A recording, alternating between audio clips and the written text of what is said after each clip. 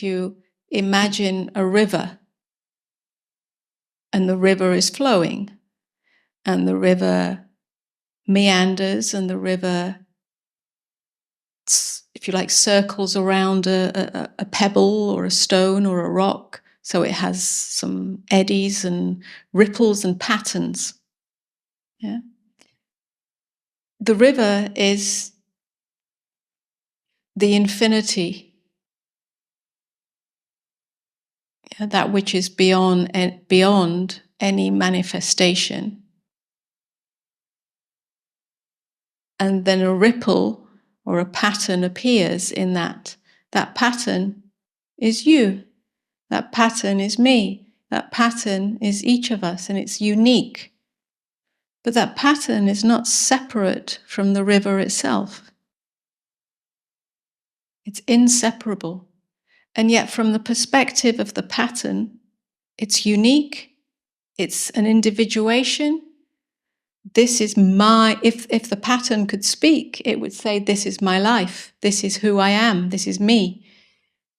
And if we stretch time out, that pattern would last for 70, 80 years. That's the human individuation. It's simply a localized experience. But it arose in what we call birth. It got birthed in the river, not as a separate entity, and yet totally unique. And then when that pattern disperses, it disperses into the river, but nothing is lost, nothing is gained, nothing has essentially changed other than the localized experience has come undone. It's what we call return to source. That's about the closest I can get to describing it. If we can really understand that, and again, that understanding has to go right in and also be experienced. We experience that in meditation. We experience that in silence. We experience that when there is a softening and so on, which is why we support that softening, that soft touch, that luminosity of beingness whilst we're alive. And then at death, it's inevitable. We haven't got that much choice. We haven't got any choice unless we can fight it, we can struggle, we can meet it with fear. It's not very helpful. How much better to meet it with surrender. And we simply, that's it. Nothing's been lost. In that sense, nothing essential has changed. And yet, if you zoom out and look at it, there's all these patterns and all these lives, 7 billion of them. But it's a constantly changing, moving, I was going to say entity, but I'm not. I don't really like that word. If you look at beingness, if you consider beingness, there's only one. There's nothing outside of it. It's not chopped up. It's not, lots of different beingnesses joining together. It's one beingness, one totality. Yeah, that's what I experienced. It's a totality. And that totality cannot be added to or taken away from. And yet from the perspective of the individuation, it seems that something is born and something dies. There's only one beingness. It's the second law of thermodynamics. Nothing can be created and nothing can be destroyed. That's true of existence itself. And yet we appear to exist and then not exist. Yeah? But nothing changes on the fundamental level.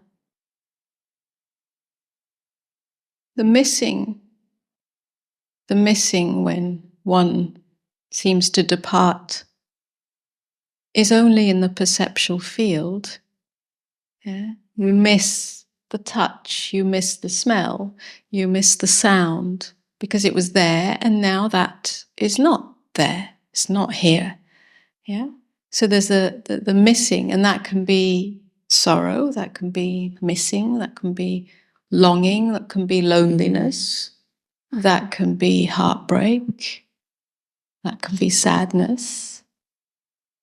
But on a deeper level, if we truly understand what is happening and have viscerally known the totality of beingness. Now, this hasn't happened, but I expect that it doesn't become a burden. It actually doesn't become, something terrible's happened and I'm all alone. Because in beingness, there's no separation. And yet on a human, whilst one individuation remains to have an experience, there may be a missing, in the sense I don't hear the voice anymore. I don't smell you anymore. And then the senses can become more refined, if you like, because it's sensed internally rather than externally. But when we're not drawing our identity from perception, then it's not a terrible thing.